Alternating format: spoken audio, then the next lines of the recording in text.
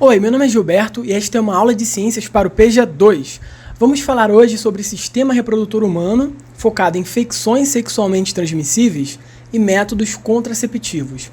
Primeiramente, uma revisão rápida. É importante aqui lembrar que um sistema, ou sistema orgânico, é um grupo de órgãos que juntos executam uma determinada tarefa.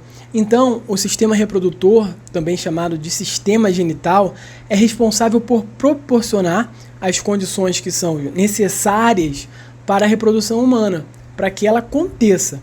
A reprodução sexuada é uma forma de reprodução que se realiza por meio de fusão de dois tipos celulares reprodutores especializados em reprodução, chamados de gametas.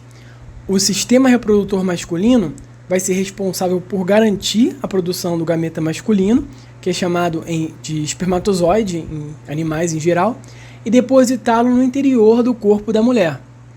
Já o sistema reprodutor feminino vai atuar produzindo o gameta feminino, chamado ovócito secundário, e também servir de local para a fecundação. O espermatozoide vai ser depositado durante o ato sexual, também conhecido como cópula, e a fecundação pode ocorrer normalmente na tuba uterina, que é uma parte do sistema genital da mulher, e após a fecundação vai formar uma célula chamada zigoto, qual inicia uma série de divisões celulares que, enquanto o zigoto é levado em direção ao útero, o embrião vai implantar nesse útero e ali é iniciado o seu desenvolvimento, ou seja, o nosso corpo é formado por uma única célula e a gestação humana pode durar aí cerca de 40 semanas, que é aproximadamente os 9 meses que a gente já conhece. É um fenômeno lindo, porém existem problemas relacionados. Gravidez indesejada, que continua sendo um problema importante de saúde pública. A Organização Mundial da Saúde destaca que em todo o mundo, anualmente 74 milhões de mulheres vivendo em países de renda baixa e média engravidam sem intenção. E ainda existem as doenças relacionadas, já que algumas bactérias, fungos, vírus, protozoários podem utilizar a via sexual para contágio de doenças. E uma coisa importante, a terminologia de infecções sexualmente transmissíveis, IST, passou a ser adotada substituindo a expressão anterior, que era DST, porque existe a possibilidade de uma pessoa transmitir uma infecção mesmo sem sinais e sintomas. A cada dia, há mais de 1 milhão de novos casos de infecções sexualmente transmissíveis entre pessoas de 15 até 49 anos, conforme os dados divulgados pela Organização Mundial da Saúde. No Brasil, esses números também estão elevando-se. O Brasil registra um aumento de 21% no aumento de casos de HIV entre 2010 e 2018, segundo a ONU.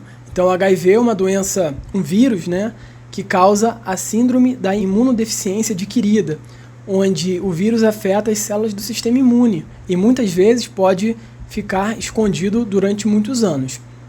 Algumas ISTs podem não apresentar sinais e sintomas. Se não forem diagnosticadas e tratadas, podem levar a graves complicações como infertilidade, câncer, problemas neurológicos, psiquiátricos e até mesmo a morte. Por isso, é importante fazer exames laboratoriais para verificar se houve contato com alguma pessoa que tenha IST após ter relação sexual.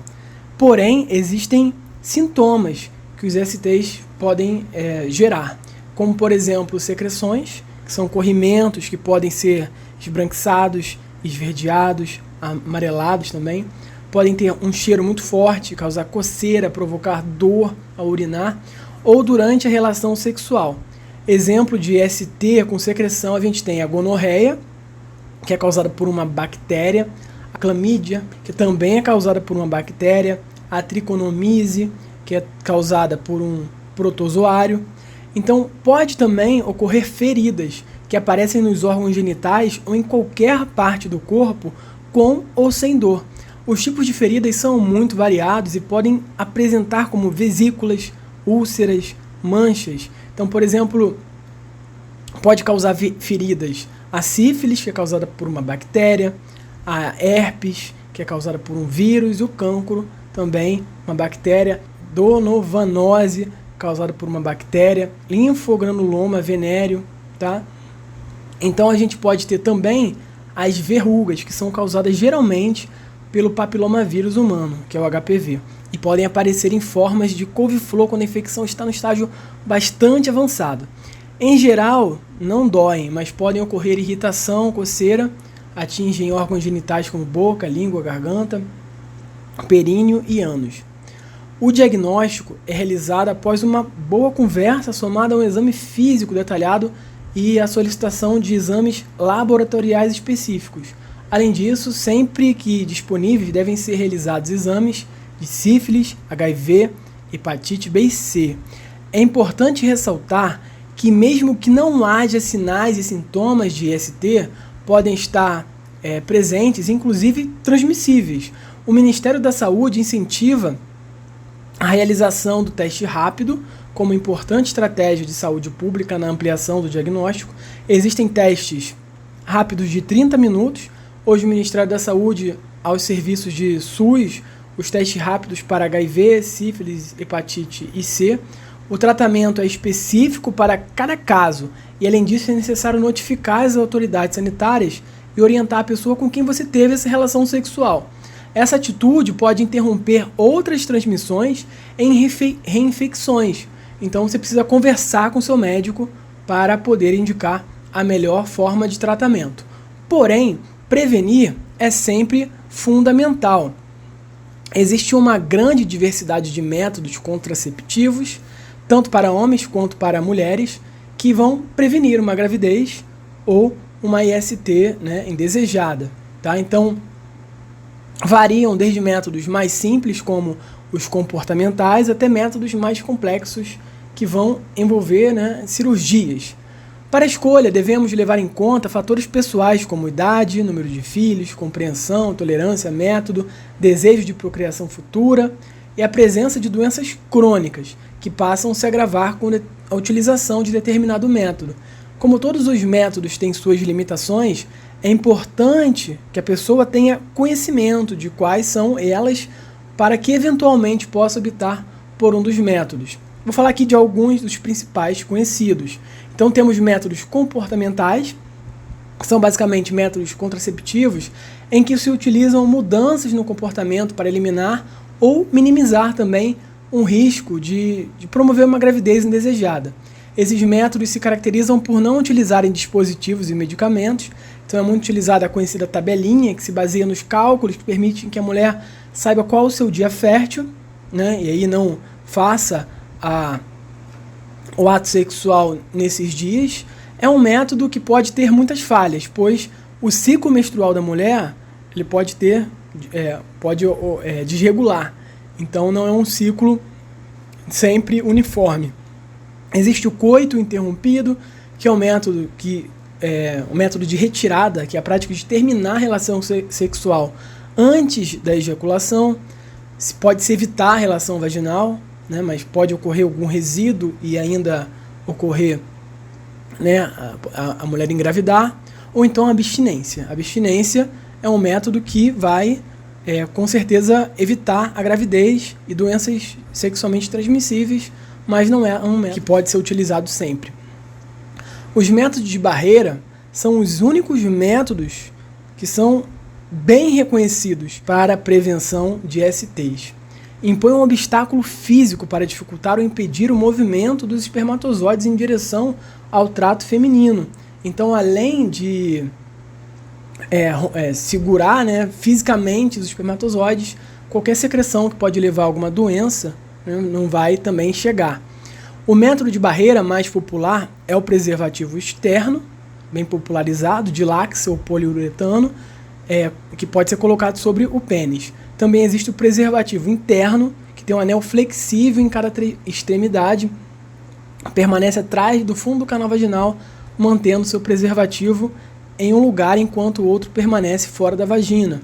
Existem métodos hormonais, e hormonais existe uma ampla variedade, eu não vou nem conseguir falar todos aqui. Então são contracepções hormonais, que são substâncias que vão interferir no ciclo ovariano às custas de uma administração de hormônios. que normalmente são sintéticos, que são produzidos em laboratório, que vão impedir essa ovulação da mulher. Geralmente são utilizados em combinações dos hormônios estrógeno e as progestinas, que são a forma sintética da progesterona. Contraceptivos e hormonais vão ter, então, a pílula, que é o anticoncepcional mais conhecido, tá? Ou então ela pode ser oral ou na forma de adesivo, ou ainda anel vaginal. E temos a ciclofemina, que é uma injeção mensal. Existem os métodos intrauterinos, que são conhecidos popularmente aqui no Brasil como DIU, que são colocados dentro do útero, geralmente tem a forma de um T. Os braços do T seguram o dispositivo em seu lugar no interior do útero, podem ter cobre, que tem efeito espermicida, ou liberar progesterona, ou uma progestina. Então, nem o método de intrauterino, nem a pílula vai conter uma infecção, né, por uma doença, mas pode conter uma gravidez. E ainda tem a contracepção de emergência.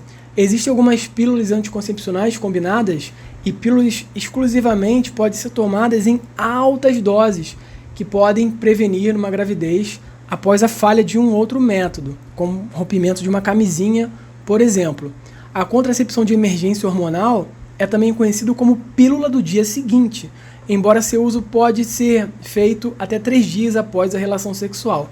O quanto antes, maior será o seu efeito. Porém, esse método só deve ser utilizado em caso de emergência, quando há um rompimento de camisinha ou uma condição extrema onde não se possa fazer mais nada, pois a grande quantidade hormonal dentro da pílula pode gerar diversos efeitos adversos também, né, que vão até de simples dores de cabeça, né, sangramentos e desregulamento também do ciclo menstrual da mulher. Então, uma outra possibilidade é a esterilização, tá? Então, pode ser feito tanto no homem quanto na mulher, e aí é um procedimento cirúrgico e é só indicado para quem não quer mais ter filho. Apesar dos dois poderem ser reversíveis, não são sempre reversíveis, tá? Então, no caso da mulher, vou colocar a imagem para vocês, a gente tem a laqueadura ou ligadura de trompa, que é quando você corta ou liga a tuba uterina. Assim, os óvulos não vão conseguir passar para dentro do útero, então não vão se encontrar com espermatozoides, então, consequentemente, não vai ter fecundação, tá? É um procedimento seguro, pode ser feito de diversas maneiras, sendo necessária a internação, anestesia geral. No caso do homem, é mais simples. Nós temos a vasectomia. Então, uma pequena cirurgia na altura da virilha, onde é feita uma ligadura no canal deferente, que são ductos que levam os espermatozoides produzidos do testículo até o pênis. Então, após essa cirurgia, devem ser realizados exames para confirmar a ausência de espermatozoides no esperma. Então, o espermatozoide, nesse caso, ele é produzido, mas ele não vai ser ejaculado. Então, é um método muito simples, de uma eficácia, né, muito boa, e comparados com métodos femininos, ainda é muito pouco realizado no Brasil. E a gente tem aqui também alguns métodos que estão em fase de testes. Por exemplo, o método contraceptivo do homem, né? onde se usa pílula para o homem. É um método que está em fase de teste aí já há algum tempo. Eu deixei 3 perguntas, né, para vocês. Atividades. Então eu queria que vocês anotassem aí em algum lugar e tentassem colocar aí suas observações, tá, sobre essas perguntas. Então eu tenho aqui, qual a importância dos métodos contraceptivos, o que os ovários e os testículos possuem em comum, e uma pesquisa para a gente pesquisar, para aprofundar um pouco mais, quais as vantagens da reprodução sexuada, né, em relação à reprodução assexuada. Então, por hora é tudo, e agradeço, pessoal, tudo de bom, valeu!